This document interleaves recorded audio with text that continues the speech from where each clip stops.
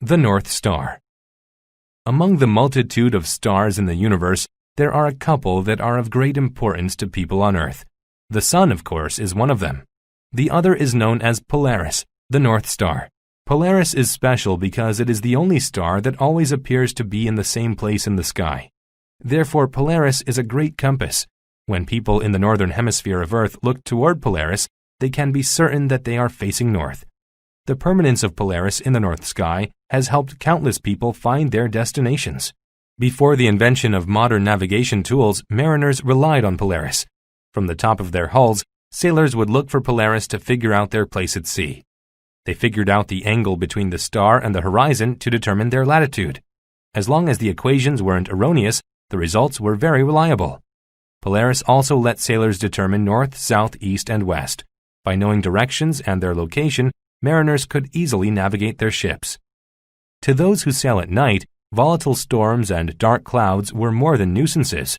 They could disrupt entire journeys by blocking the view of Polaris. A captain could err and make an inadvertent wrong turn. The ship could become stranded at sea, and the frantic captain would have no way to improvise to get the ship back on the right course. The mariners' fears wouldn't be soothed until the clouds cleared and Polaris came back into view. Even today, sailors sometimes opt to navigate by using Polaris on clear nights. It's not difficult to differentiate Polaris from other stars. The Big Dipper, a constellation that is well known in astrology, appears to revolve around Polaris. The handle of the Big Dipper always points to the North Star. When people get lost, it's comforting to know that their problems can be alleviated by looking at the sky. The Fossil Hunters. Tim and Dean were great fossil hunters. They were the very best at finding dinosaur bones. Although Tim and Dean were quite similar, they were outright enemies. The two men got into vicious arguments all the time. They couldn't coexist peacefully because their egos were too large. Tim thought he was the best fossil hunter, while Dean was sure that he was much better than Tim.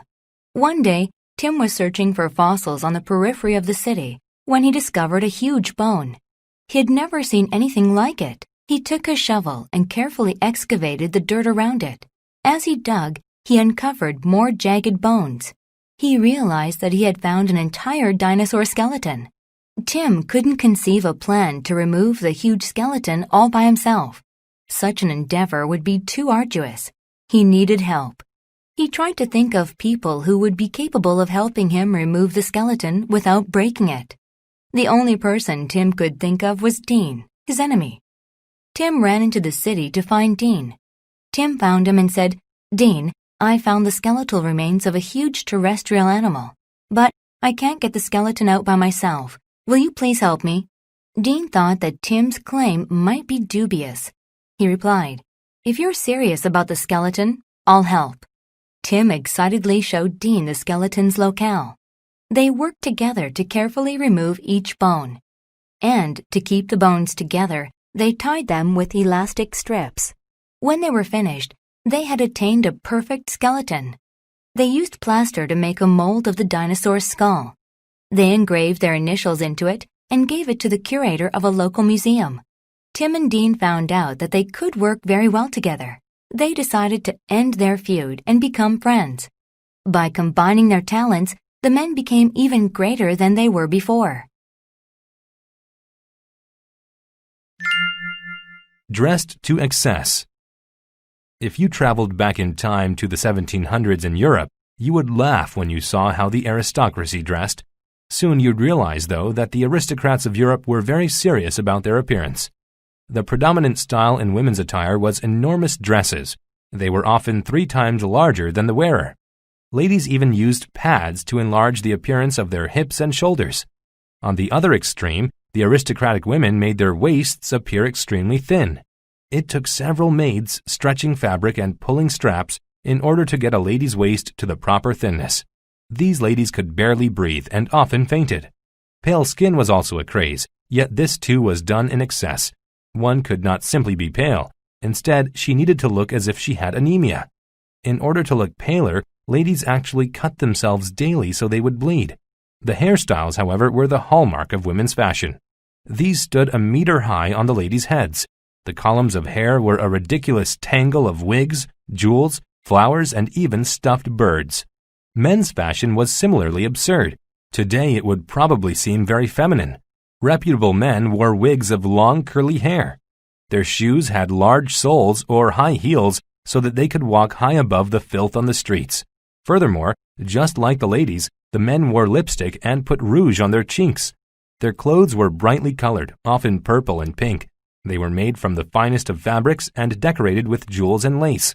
The men vied with one another to see who wore the more expensive clothes, for the clothing signified his wealth and status. Both men and women spent huge amounts of money and time on how they looked. Though such vanity would seem vulgar today, 300 years from now, the fashions of our time might also seem completely ridiculous.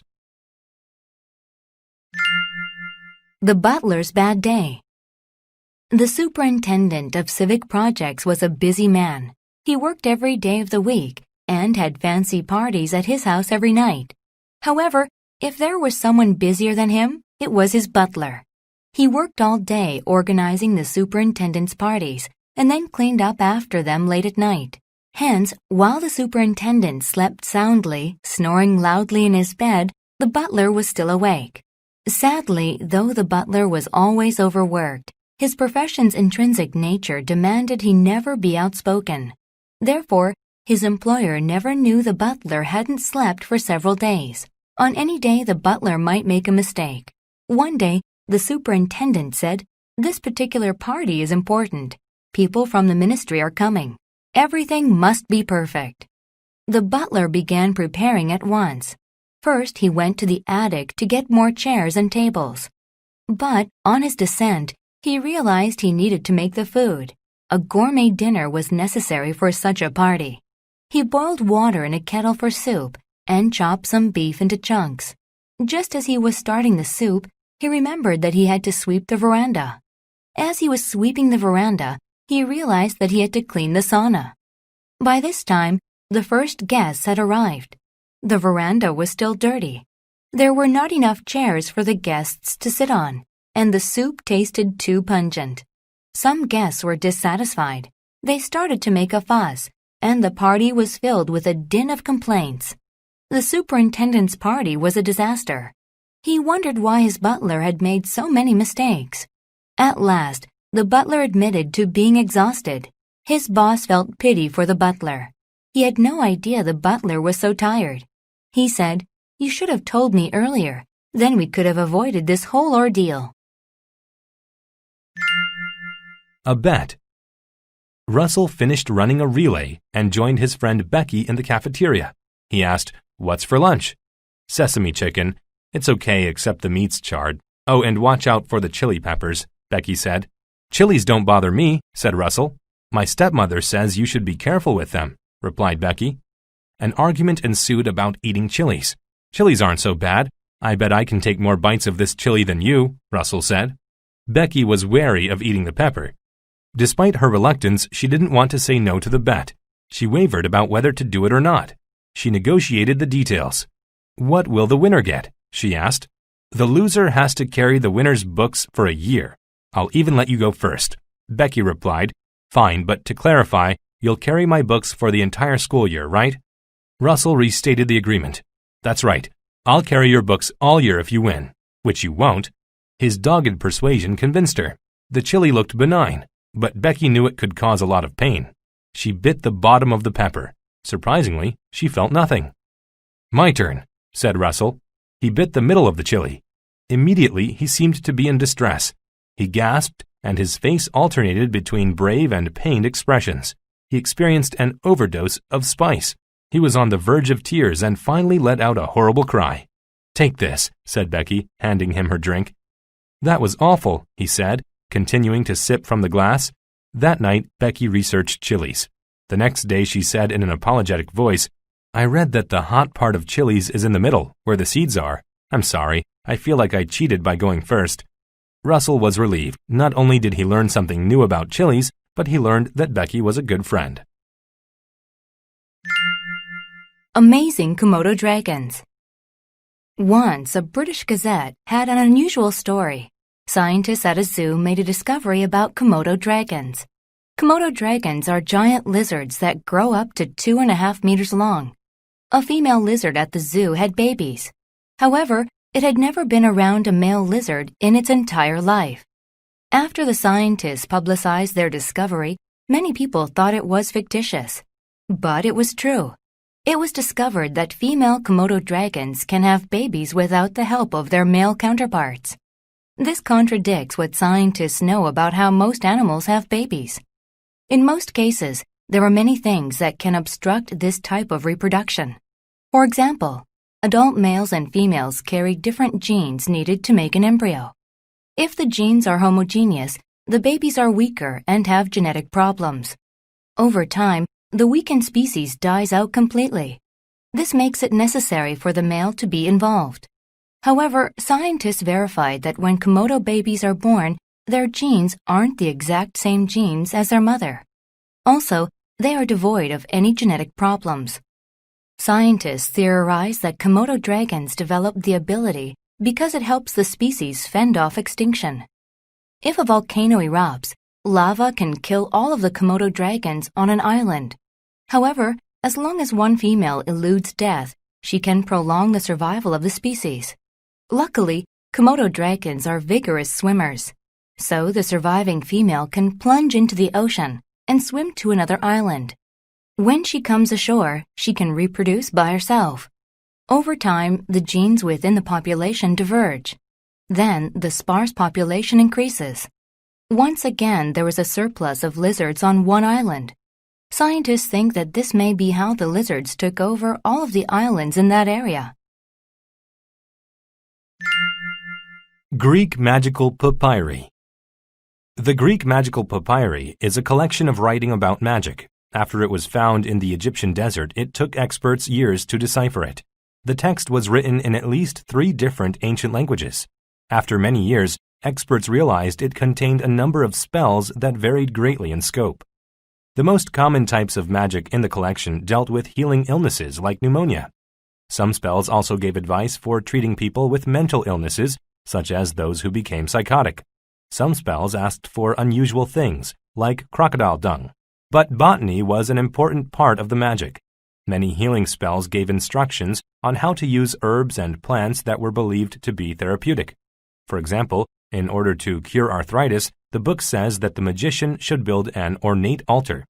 Then he should mash different types of herbs and place them on top of it. At dusk, he is supposed to say a spell so the gods would be gratified. Other parts of the collection describe how to hone one's psychic abilities and how to give credible descriptions of the future. Often the book advised people how to use different objects to tell the future, including tea leaves. Also, one part of the book tells what different dreams might mean. It gives advice for using dreams to tell the future. A small part of the book, however, is more sinister than the rest. It is meant to cause strife and deception. For example, one tells how to give someone warts, while another will make all of the victim's farm animals die. However, if someone's farm animals died as a result of a curse, he could ask a magician to perform magic that makes the deceased come back to life. Watch out! Kevin stepped off the tram and walked toward the ship, holding a package tightly in his hands. He had been hired as a courier for an important broker. All he needed to do was deliver a package to an office in New York City. The ship would take him there. When he boarded, the ship was congested with people. As Kevin walked to his cabin, he saw the exclusive first-class section. Everybody inside was wearing fancy garments. He would have liked to socialize with the people inside, but it was against proper etiquette. People paid a premium for the privilege to ride in first class. Instead, he went to his cabin next to the freight section of the boat. His room smelled bad, and the floorboards were warped and deformed in some areas. He could also hear the motor humming as it waited to propel the ship forward. Suddenly, Kevin was unsettled by something, but he wasn't sure why. He took a short walk on the ship's deck, but he still felt strange. That night, he suffered from insomnia. He couldn't suppress his obsessing over how strange he felt. Kevin went back on deck. It was cold and dark outside. He looked overboard, but it seemed that everything was all right. Just go back inside, he thought. Then Kevin saw it. A giant iceberg was sticking out of the ocean in the distance. "Help!" he yelled. People looked at him as if he was crazy, but he continued to shout until he saw the captain. "There's an iceberg out there," Kevin said to him. "If the ship doesn't move, we're liable to crash," he said, pointing toward the iceberg. The captain saw it and immediately instructed the crew to change the ship's direction. "Without your help, we would have definitely hit the iceberg. That would have been a terrible disaster," he said to Kevin. Kevin felt relieved. Now he knew to always trust his intuitive sense. Dangerous bites. There are many animals with dangerous bites in the world, but which one is the worst? Some would say that the elusive short-tailed mamushi has the worst bite. The snake only goes into homes to chase pests such as mice. Otherwise, it stays in the fields where it's dangerous to people who forage for food there. If someone stuns it by accidentally stepping on it, it bites to protect itself. At first, the effects of the bite may seem negligible because it doesn't cause a lot of bleeding. However, after a few moments, the venom induces paralysis in the area where the individual was bitten. Furthermore, the venom can also impede respiration. If the person doesn't go to the doctor, they are susceptible to kidney deterioration. Others would argue that tigers have the worst bite. Mother tigers are inseparable from their babies and seem to be the gentlest creatures when they are around their young. However, if the babies are threatened, the mother tiger's savage nature prevails. With strong jaws and the ability to move quickly, the tiger can kill someone with one bite. That's because it always tries to bite an important artery when it attacks. If the artery is ruptured, the victim will bleed to death. In the mainstream, animal bites are seen as the most dangerous, but some scientists think this idea is invalid. In fact, the most dangerous bite might be the human bite. When scientists magnified the contents in human saliva, they found about 300 different microbes in it. A human bite can be dangerous if the bacteria enters the body through a cut, which can make people very sick. Furthermore, most people don't realize how serious a human bite can be, so they don't go to the doctor right away. This gives the wound a chance to get infected and cause. The avalanche. Randy was a forest ranger. Because of his job, he was secluded in a cabin in the wilderness. One day, the radio reported, "Convection in the atmosphere is causing a lot of clouds to form. A serious storm." Suddenly, the radio went silent. The signal was lost. He went outside and looked at the overcast sky. Anybody else would have taken the dark sky as an omen of a very bad storm, but not Randy. His upbringing had taught him consistency. He had done this job for years, and nothing could stop him. Besides, he thought nothing could hurt him.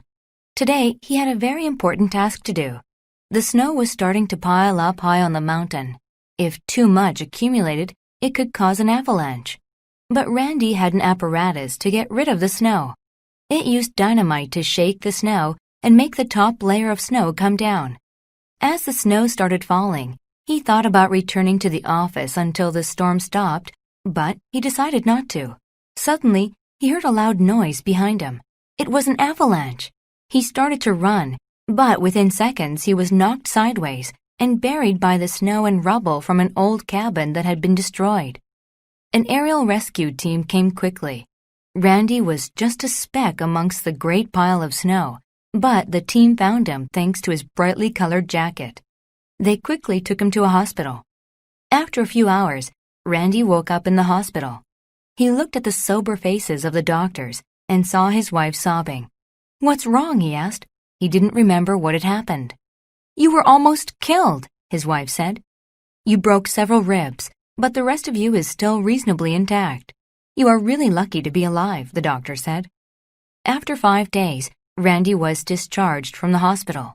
The experience had taught him a poignant lesson. He was immortal, and nature was much more powerful than him. The Lydian King. King Croesus was once one of the richest kings in the world. He ruled over Lydia, an ancient empire located near modern-day Turkey, and controlled a valuable commodity, gold. Many people were very envious of him. One day, a messenger disclosed some interesting news.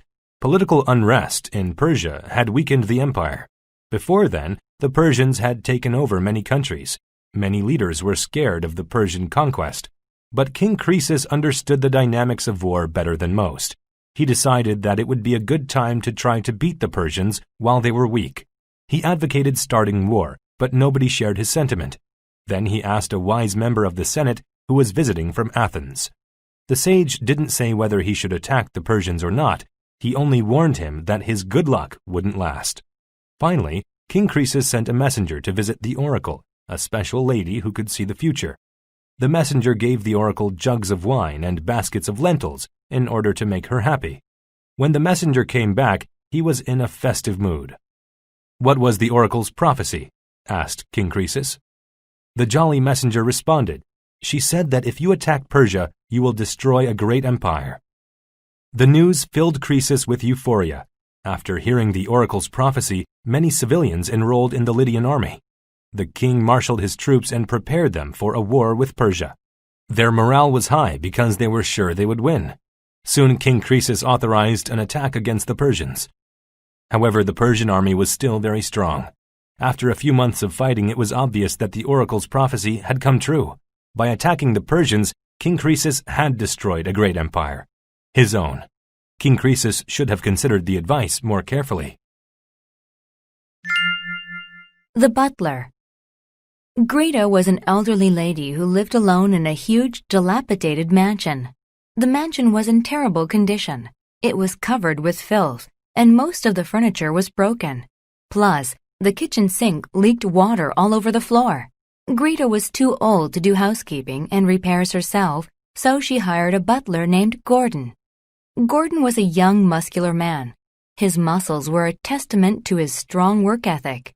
He believed that if he worked hard, great things would happen for him.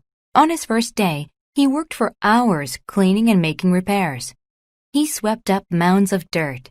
He tightened the valve underneath the kitchen faucet to stop the leak. He even bought timber to build new stools for the kitchen. He worked so hard that his fingers went numb and he got cramps in his shoulders. Gordon worked hard every day. Even when tasks were boring, he was never reckless. He made sure there were no flaws in his work. Gordon was worried, however, that Greta wasn't pleased. She never expressed thanks or said that he did a good job. The lack of appreciation evoked unhappy feelings in Gordon. He even thought about quitting. But he decided the right thing to do was to keep working hard. One day while Gordon was sweeping, Greta said, "Gordon, I have a surprise for you." He went to Greta's room and saw a beautiful slate statue. It looked just like him. It was adorned with a banner that read, "Welcome home." Greta said, "You've made this ugly old mansion look new again. I'm so thankful for your hard work that I want you to have it. I'll move into a smaller house." He grinned and gave Greta a big hug. He said, "I'm in bliss. My hard work really paid off." The two said their farewells, and Gordon spent the afternoon admiring his beautiful new home. The end of smallpox. Smallpox was once the most deadly disease in the world. During the 1800s, more than 20 million people got the disease every year. Of those, nearly half died. At the onset of smallpox, people suffered from high fevers, headaches, vomiting, and aching muscles. Yet the worst symptom of all was an intolerable rash that caused irritation on the entire body. Those who survived the disease were often rendered blind or left with gross scars on their face and body. Today, however, cases of smallpox are very rare due to the work of many countries during the late 1900s. This federation of countries collaborated to completely destroy smallpox. Early in the century, wealthy countries in Europe and North America had developed a substance that made the body immune to smallpox. They had required all their citizens to get this vaccine to counteract the disease. Hence, the people of these countries no longer had to worry about smallpox. However, many of the needy people in poorer parts of the world still suffered from the disease. Their countries could not afford the vaccine nor supply enough doctors to curb the spread of smallpox. In 1950, the wealthier countries of the world vowed to free the world of the disease. They pledged to supply the vaccine to any country that could not afford it. Scientists compiled lists of areas where the disease still thrived. Then doctors diagnosed people who had the disease in these areas. They enacted laws that prohibited people with smallpox from mixing with those who did not. In this way, they could not transmit the disease to others. Then the doctors gave all of them the vaccine. It took a long time and a lot of work, but nearly 30 years later, on December 9, 1979, a group of scientists certified that smallpox had been successfully stopped. The humane efforts of people from all over the world had accomplished a great task. The Coward's Lesson. Tom was easily frightened. He enlisted in the army because he thought the military would teach him courage. And though he needed courage, he never imagined how he would learn it. During a march across a tract of wilderness near his country's frontier, Tom strayed from his squad. He had stopped to gaze at a splendid view of a lush valley. When he turned around, his squad was gone. He searched for them, but because their outfits had camouflage, he couldn't find them.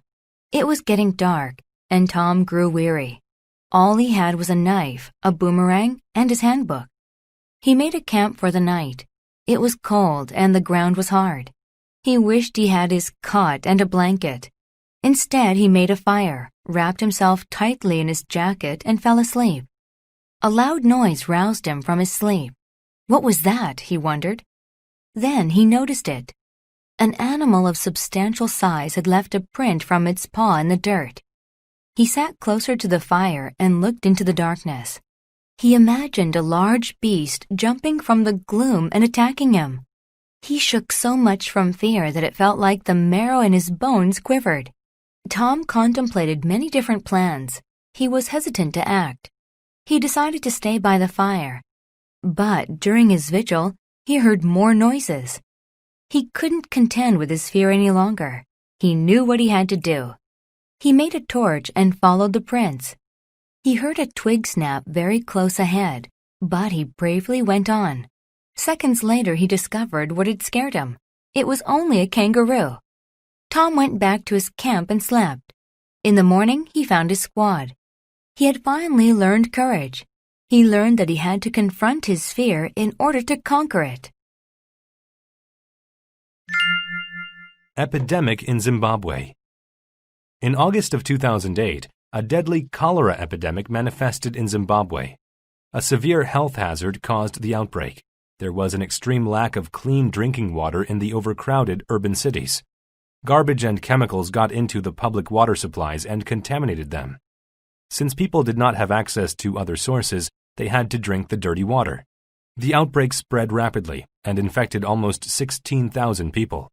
The illness caused extreme pain in people's intestines. It also caused a deficiency of important fluids in sick people's bodies. Without the proper fluids and minerals, metabolic processes stopped working correctly. People were unable to digest food properly or replenish their lost nutrients. If they had not received viable treatment, they would have been likely to die. It was imperative for help to come soon. However, the government of Zimbabwe was unable to provide help to its people. The government didn't have a plan to stop the spread of cholera. In addition, the country was too poor to get clean water or medication for the sick. The people seemed to be doomed. Luckily, many other countries recognized the paramount need to contain the outbreak. Dozens of voluntary practitioners from Britain, France, the United States, and other countries went to Zimbabwe to treat the disease. Through the provision of sterile drinking water and medication, people finally got the treatment they badly needed. The compassionate doctors were able to save the lives of thousands. By January of 2009, the epidemic was almost completely contained. Today, the Zimbabwean government is working with other countries to prevent future epidemics. They are cleaning up the water supply and learning how to avoid health hazards. The system used to filter water is being upgraded. The government now administers the water supply plants and makes sure that they adhere to strict safety guidelines. Hopefully, future instances of cholera will be treated before they start deadly epidemics. The Brute and the Billionaire. Hundreds of people had come to see a popular satire, but during the performance, a fire started in the theater. The audience and actors evacuated the building. Luckily, no one was hurt, and the fire was soon put out. Immediately, the audience assembled into an angry mob and demanded to know what had happened. It was soon revealed that the fire had started backstage, and only 2 people were in the area at the time. One was the husband of the play's star actress, the billionaire Henry Rich. The other was the theater's janitor, Bill, a large and strong man who looked like a brute. The crowd segregated the two men and demanded to know who the culprit was. Most of the crowd thought that Bill was to blame. They felt that he had started the fire without ever subjecting him to any scrutiny. Bill resented this but said nothing. Luckily, the billionaire's wife testified in his defense. "Your decision is premature," she told the crowd. "I fell down amid the tumult while everyone fled the fire. Bill rescued me and carried me out of the building. I think you underestimate his character. Besides, in order to be close enough to save me, he couldn't have been near the place where the fire began." The crowd then turned their eyes to the billionaire. "He did it," they shouted. "Make him pay." "Wait," the billionaire said over the uproar. "I admit that I started the fire, but it was an accident. I was going backstage to see my wife and was clumsy. I collided with a lamp, and it fell to the floor. The floor was flammable. A fire started, and I fled." The mob was surprised. The man they blamed was innocent, and the billionaire was guilty. To pay for his error, the billionaire not only repaired the theater, but had it remade to be better than before. The Tenacious Inventor. A young student of meteorology was having a difficult time with an experiment. He was attempting to duplicate lightning in clouds. He had made a device that could simulate lightning. It worked by releasing an electromagnetic pulse into the cloud. This pulse in turn stimulated the electrons in the cloud's particles. Then the electrons produced lightning. But his meteorological experiment had a major defect. He couldn't get the device into the sky. He had tied it to balloons, but they had burst. He had shot the device from a cannon, but the force of the cannon had damaged it. "You should give up," his friends told him. "You'll never get that thing into the air." But his friends' criticisms only spurred him to try again. The student was very innovative, and at last he thought that he had an innovation that would work. He attached wings to the device, and on one dreary day, when clouds blocked the light of the sun, he started his experiment anew. He placed the device on a rocket and launched it into the sky. The propulsion of the rocket carried the device high into the air. The rocket accelerated into the clouds and then released the device. It glided on its wings through the clouds, and when it penetrated the center of a large black cloud, it emitted the electromagnetic pulse. And just as he had predicted, lightning shot from the cloud. He called his professors, and the next day they came to watch. He successfully duplicated the experiment. His teachers were extremely impressed and called the student and his invention ingenious. The student was given many awards and became a famous inventor. He had not given up. He had remained tenacious and succeeded. The nurse's lesson.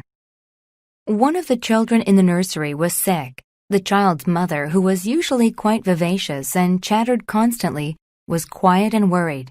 She knew that if she did not act quickly, the child's condition would deteriorate. She summoned the children's nurse and said to her, "The monks make a medicine that can cure my child's sickness.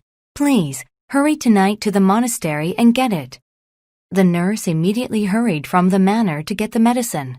The monastery was far away by Rabbit Cove, and there was no freeway leading to it. The only way there was to walk along a dark and winding trail. The temperature was close to 0 degrees centigrade, and it was raining. Luckily, the nurse had grabbed her raincoat beforehand. She zipped it up and pulled the hood over her head. "I'll never make it there," she thought. "Perhaps I should return and go in the morning." But she remembered the sick child and decided to continue. Finally, she arrived at the monastery. It was very late. She feared the monks would not be hospitable. But she approached the door and knocked anyway. The rain had condensed on the exterior of the windows by the door. All she could see was the profile of a large man coming to answer the door. Again, she was filled with fear. But the monk smiled at her when he opened the door. He took her outstretched hand and welcomed her with a hearty voice. The place was warm, and she heard a concerto playing in another room. She relaxed. "How can I help you?" the monk asked, and the nurse explained the situation. He instantly knew what to do. He grabbed a parcel of medicine and took her back to the manor in a carriage. The medicine worked. The nurse was happy she had persevered through the bad weather and found the monastery. Now the boy would be able to live a long natural life. Seizures then and now. If a person who lived 200 years ago was treated for a seizure today, they would be surprised by the treatment's novelty. That's because doctors in the 1800s were influenced more by primal medical beliefs than science. Rather than thinking the brain caused seizures, people in the 1800s still thought they were the result of strange forces. They equated seizures with the work of evil spirits. Others felt that the seizures had a cosmic or lunar cause. They believed that the cycles of the moon and constellations could make someone have a seizure. During a session to treat a patient who had seizures, doctors would force the patient to invoke the grace of the Almighty. They thought if the patient did this, then the patient would rid themselves of the evil spirits causing the seizures. The advent of modern psychiatry occurred during the 1800s. At that time, people who suffered from seizures were placed in psychiatric hospitals. They were treated like they were insane. However, none of the outmoded treatments worked. It wasn't until the late 1850s that the causes of seizures were understood. We know today that these causes pertain to the brain. Misfired signals from the brain cause a jerking reflex in the body. These usually occur when someone is very tired. Once the causes of seizures were known, definitive treatments were developed. Today, treatments range from taking pills to having surgery. Treatment is personalized according to the type of seizure the patient has. Even today, some people are unsure about seizures.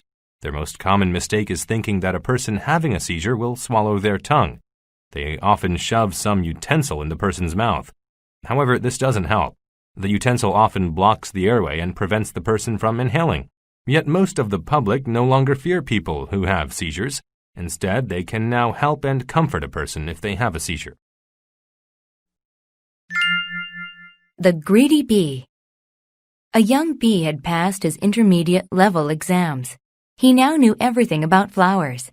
He understood how they used photosynthesis to make oxygen and which ones produced the best pollen. Bees had an important dependency on pollen.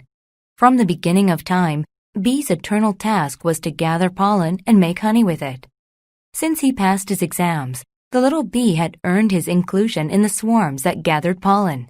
He was excited because he was finally allowed to leave the hive. He left with the next swarm and was determined to find the perfect flower. Soon he saw a large, vibrant flower full of pollen. He landed on a petal and walked toward the pollen at the flower's center. Immediately he began rolling in the pollen, gathering it on his legs and wings. The fine texture of the pollen tickled when it stuck to his body. It was the best experience the little bee had ever had. He gathered as much as he could. But when he was flying back home, he realized that all the pollen had an adverse effect. He had no control over his flight.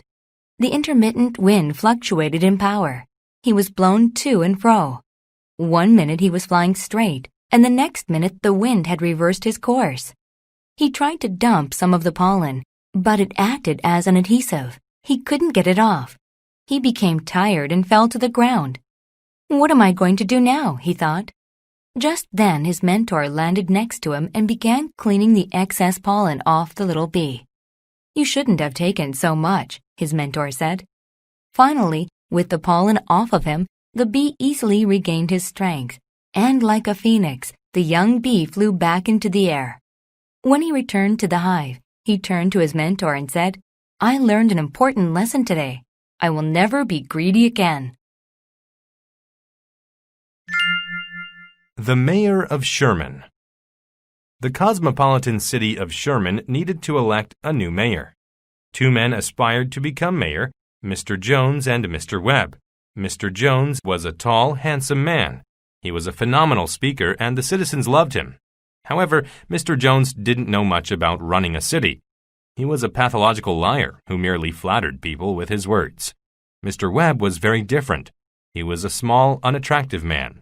He was lame and limped when he walked. But he was an expert on politics and knew what was best for the people. The citizens of Sherman didn't care about what the politicians had to say. No one listened to Mr. Webb, even though he had great ideas. They cheered when Mr. Jones spoke, although he didn't talk about important things. His pretty words put people in a trance. All the polls predicted that Mr. Jones would win the election. When the votes were totaled, Mr. Jones won easily. But when he took office, he didn't know what to do. He tried to hide his ignorance by working in secrecy. He added a law to the city's constitution that prevented citizens from seeing the mayor. He even censored newspapers that tried to disseminate information about his inability to help the people. Soon, however, Mr. Jones became infamous for his poor leadership. There was an outburst of anger among the citizens. They were full of remorse for their misguided decision to elect an ignorant mayor. They voted to remove Mr. Jones and let Mr. Webb take over. Immediately, Mr. Webb proved that he was a great mayor. He abolished Mr. Jones's law, and he was willing to talk openly with everyone. He tackled important issues and amended unfair laws in the city's charter. The citizens learned that a pleasant appearance and nice words do not make a good leader. The most important qualities are intelligence and a desire to help others. The editor's choice. A newspaper editor sat at his desk and stared at the flashing cursor on his computer screen. He didn't know if he should delete the article he had just written or go ahead and publish it. He was scared and filled with doubt. The Empire had passed a new law stating that citizens could only use the imperial language. The editor disagreed with the law and decided to write an article about why it was wrong. He felt that the new law excluded people of different nationalities and racial and ethnic backgrounds. He had first-hand knowledge of what it feels like not to be fluent in the imperial language because he was from a remote part of the empire. He felt that the empire shouldn't be monolingual and should be more inclusive. Yet, he was afraid that he would get in trouble for having this belief. Many would say that he was not a patriot, that he didn't love the empire. But he didn't wish to undermine the authority of the empire. He wanted to argue that the empire could be stronger if it accepted people of various cultures and beliefs. At last, he decided to stop being a coward and to be earnest about how he felt. He wrote the article. It wasn't rude or angry, but rather very solemn and intelligent. The next day it was published in all the papers. Everyone was impressed by his tact and showed solidarity with his ideas. He expected to be arrested any day, but the police never came. Surprisingly, instead of being prosecuted, he became a hero. The legislature changed the law, and people from many linguistic backgrounds praised him.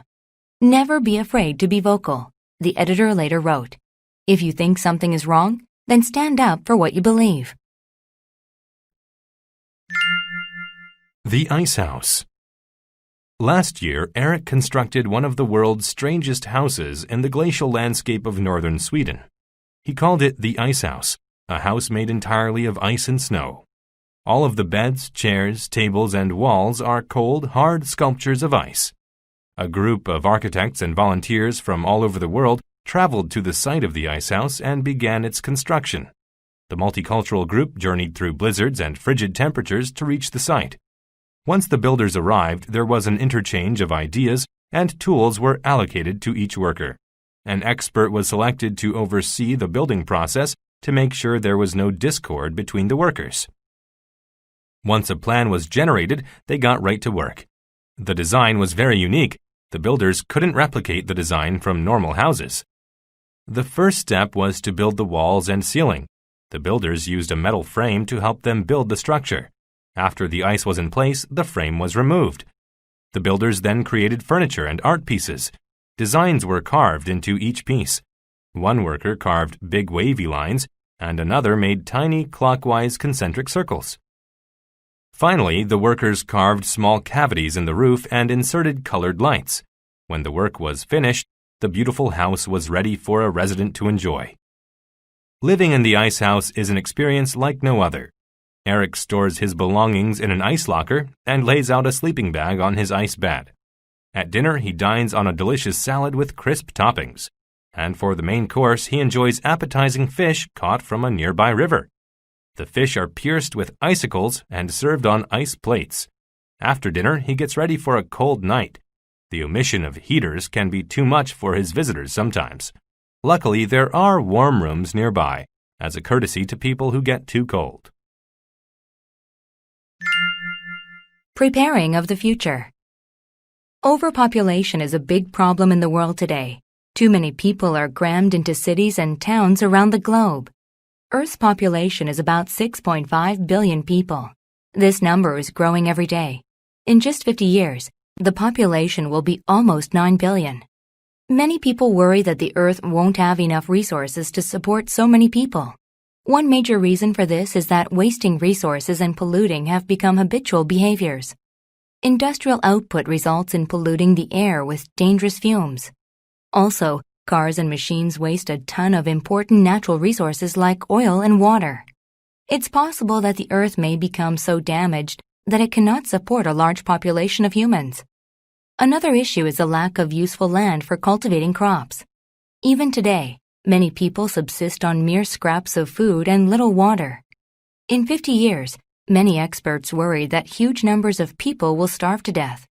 So what is being done to prepare for the future? People are realizing they can no longer justify their wasteful behavior or defer action to fix it. Many car companies already have patents on prototypes for very efficient cars. Such cars waste no resources and produce no pollution. A conversion to clean cars means that petroleum can be saved for the future. In addition, the environmental sectors of many governments are setting strict rules for industries that pollute too much. If companies do not abide by the standards, they are penalized with higher taxes. In some cases, their operations might be suspended altogether. Food is also an issue that is being tackled. Many countries are now subscribing to the point of view that immediate action is needed. They are determining ways to export goods to people in need so that no one goes hungry. Experts will continue to come up with ideas for the future, and a synthesis of these ideas will help to support the growing population. 100 Plays. Over 2,000 years ago, Chinese farmers had a problem. Even though they were very industrious, the weather became too cold outside to plant their staple food, rice. So what did they do? Since they had so much free time during the long cold winters, the inventive farmers started performing tricks to entertain themselves. They used their farm tools and anything they could find to make their tricks more spectacular. They even twisted their bodies into crazy shapes and performed awesome jumps. Over time, they became great acrobats, and their art form came to be known as 100 Plays. 100 Plays involves doing many kinds of tricks. For example, in Mandarin-speaking parts of China, performers do the lion dance. They wear costumes and mimic the animal's movements. Early performers also did tricks on ropes and vines that were high above the ground. Even though the acrobats' fluid movements may have looked easy, they took a lot of work. Learning 100 Plays is a communal event. A veteran of the acrobatic arts usually teaches younger people in the village. They spend a lot of time rehearsing. The young performers also learn an old philosophy. The teachings help them harmonize the sensory aspects of acrobatics with mental aspects. In other words, it teaches them to use their physical and mental strength together. Since the art has its origins with poor farmers, rich people used to scorn acrobats. They thought acrobats were villains. The rich people thought the acrobats just wanted to trick them. But later, their misguided opinions changed. Acrobats came to be respected in Chinese society. They were invited to perform in metropolitan areas as well as in small villages. They performed for important people, including judicial officers. Arts advocacy groups convinced the government to support Chinese acrobatics. As a result, there is now a statute that made several villages the center of training future acrobats. The kidnapping. Anne was a very quiet girl who had an inherent fear of almost everything. The kids at school would play tricks on her all the time. They would hide behind the door of the school janitor's closet, then jump out to scare her. Once, a boy dressed up like a vampire and chased her down the street. Anne hated being constrained by her fears, but she didn't know how to be brave. She was walking home from school one day when someone came up behind her. Before she could turn around, a powerful man grabbed her. She couldn't scream because a huge hand was put over her mouth. Anne knew that this could not be another stunt by her classmates. The scary man restrained her arms and legs and carried her to his house. He tied Anne to a chair. Her guts began to hurt because she was so scared. The man prodded Anne with his forefinger and said, You'll stay right here until I get a ransom from your parents. Then I'll be rich." The dirty man spit when he talked. A string of saliva hung from his moist lips. Anne was terrified and intimidated by the horrible man, but she knew she had to escape somehow. Eventually, the man yawned. Anne waited quietly until he fell asleep. As he slept, she carefully wiggled her arms and legs until the ropes became loose. She slipped out of the ropes and carefully opened the door. She sprinted to the bus depot and boarded a bus to the police station. She told the police what happened, and they arrested the kidnapper. The kids at school were amazed. They asked her, "Weren't you too scared to escape?" She said, "Nope, I knew that I had to be brave and get out of there." The kids were very tolerant of Anne from then on. They even decided that they would emulate her bravery if they ever got into a tough situation. The Earl of Shining. In the village of Hampton, there was an old soldier named Michael, but he was known to the world as the Earl of Shining. Michael was once an expert archer and a great fighter. In fact, his skills seemed to be hereditary. All the people in his ancestry were famous warriors. However, he was getting old and no longer wished to fight. One day, he was in the forest hunting prey when he saw a beautiful prophet singing a hymn. She said, "Michael, an evil army is involved in a conspiracy to take over Hampton. You're the only one who can defeat them and stop the tyranny. The village needs you." Michael replied, "But I'm too old to fight. I'm not confident that I can do it." The prophet said, "You must try. I will even make a potion to increase your strength." The prophet took out a bottle and a funnel. She poured some vinegar and garlic into the bottle. Next, she added some seasoning and sodium and shook it up. Michael smelled the potion. "Wow, this is fragrant," he said in a sarcastic tone. He inverted the bottle and drank the whole potion. He immediately felt stronger. "I'll try my best," he promised. Michael rode his horse to a hilltop where he could see the village of Hampton below. He saw the evil tyrant and his men marching in a procession through the town. Michael charged down the hill and into the village.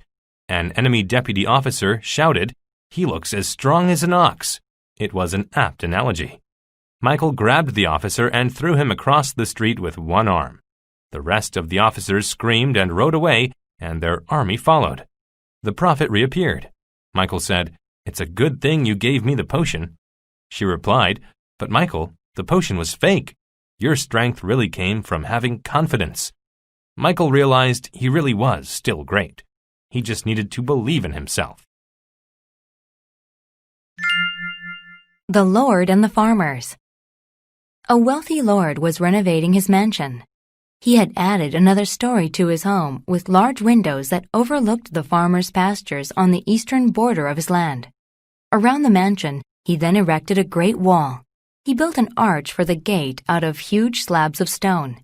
The lord was overjoyed with the addition to his home. However, one day while he was sitting on the terrace, some farmers knocked at his door. He invited them in. Despite his hospitality, the farmers appeared to be in a foul mood. "Why are you so upset?" the Lord asked. One farmer replied, "That is actually the reason for our visit." He then handed the Lord a petition. It alleged that the shadow cast by the mansion was harming their pastures. "Your mansion now casts a shadow over several hectares of our land," the farmer explained. "The turf in the shadow has died, and our cattle now have less grass to eat."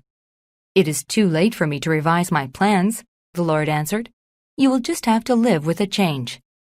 His reply only heightened the farmers' anger. They left, but they assembled that night outside the mansion's gate. They planned to destroy the mansion. The Lord's servants tried to defend the house, but the farmers outnumbered them. The servants fled, and the farmers rushed into the mansion and set it on fire. Everyone got out of the house, and there were no casualties. However, the fire soon spread from the house to the adjoining pastures that belonged to the farmers. Both sides' properties were destroyed. The Lord and the farmers were sorry for their actions. The Lord promised to pay for the burned pastures, and the farmers promised to rebuild the mansion. They had learned that when you fight, both sides lose. The Shortcut. A truck driver was driving cargo from the outback to the coast. His load was comprised of many types of ore. He needed a huge truck to carry its bulk to a ship waiting at a pier on the country's eastern coast. At the border between two counties, he'd have to pay a tariff on the cargo.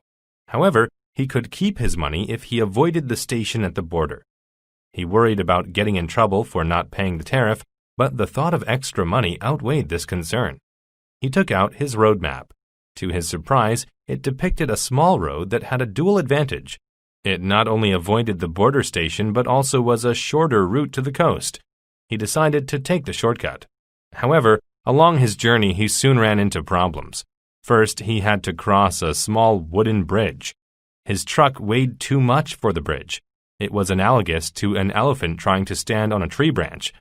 The bridge started to break as the truck crossed, and the trailer tilted to the right. Fortunately, the truck made it safely across, but most of the ore fell into the river below. Next, it was a very hot day. The thermometer read over 100 degrees Fahrenheit. The truck's engine became too hot, so the driver parked it in the shade of a grove of trees until it cooled down. Later, he took a wrong turn. He stopped and took out his binoculars. He scanned his surroundings and eventually discovered a landmark that led him back to the proper route. Finally, he arrived at the pier, but the ship wasn't there. When he asked about the ship's whereabouts, a man said that it had left 30 minutes ago. He had not fulfilled his duty. He realized then the paradox of the shortcut. The shortest route can be the longest, and vice versa, a long route may be the fastest.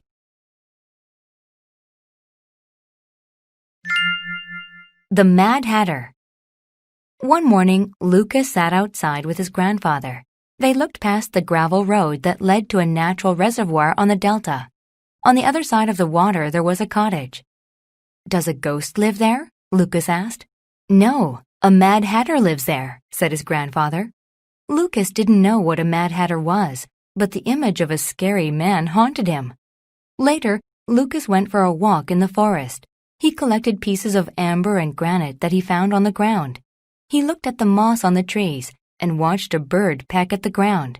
But the forest was like a maze. Soon, Lucas was lost. Lucas heard somebody behind him. He wanted to run away, but he fell. He had a streak of blood on his shirt and some pebbles stuck in his skin. Then a man appeared. "I will take you home. First, let's get you cleaned up," he said. Lucas followed him. When they arrived at the cottage, he realized the man was the Mad Hatter. He sat down inside.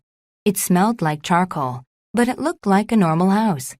The man brought Lucas back some medicine. "It's a bit old, but it's not expired," the man said. While Lucas cleaned his cut, the man washed the blood out of his shirt with detergent. Lucas asked, "Are you a Mad Hatter?" The man laughed and replied, "That's a euphemism for a crazy person. Actually, I'm pretty normal. I'm a columnist for a newspaper," said the man. He pointed to his credentials, which hung on the wall. Lucas could hear the crickets outside. It was getting dark, so he asked, "Could you take me home now?" The man said yes. Lucas was surprised that people thought the man was crazy. He was actually very courteous. Maybe Lucas should have a more liberal attitude. Next time, Lucas wouldn't make judgments about people without getting to know them first.